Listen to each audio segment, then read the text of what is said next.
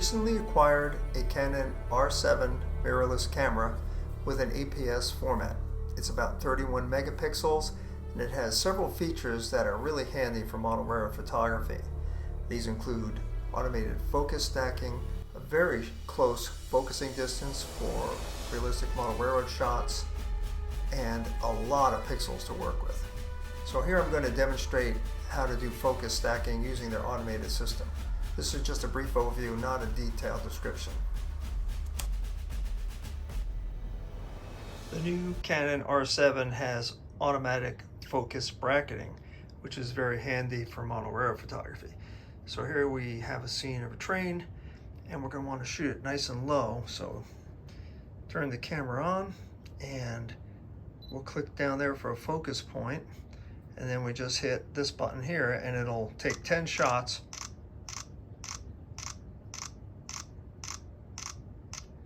It'll stop when it gets to infinity. And now I'll take those into my computer and combine them and get one sharp image overall. This is one of the images from the stack.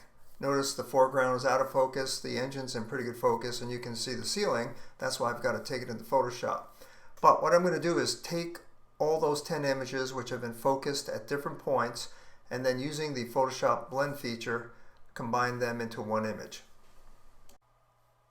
This is the final image after I combined all 10 of the previous images and replaced the sky because I didn't want to see the ceiling, and I used Photoshop for that. However, you don't have to use Photoshop to do the focus stacking because the camera comes with focus stacking software. Also note how sharp the grass in the foreground is. That grass was practically touching the lens of the camera. So with this close focusing capability with this kit lens, this is the 18 to 150 millimeter lens, you no longer need a macro lens to do these kind of shots. In this next set of images, you'll see the images from 3 different cameras at their native resolutions. So here we have the Canon R7, the shot I just shot, 6690 by 4640. Then we have a similar shot from a Canon 70D. It's got 1,000 pixels less in each dimension, and that's a 20 megapixel camera. And then we have the iPhone 13 Pro, which is a 12 megapixel camera, 38 by 2000.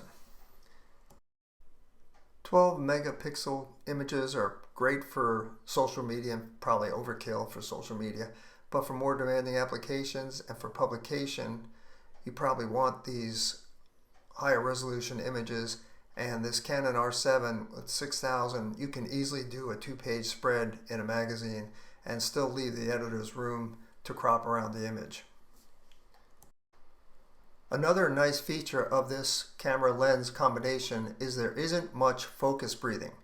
Focus breathing is the change in focal length as you change the focus slightly, and it manifests itself in image stacking as out of focus fringes where you have an object close to the foreground and a very distant object.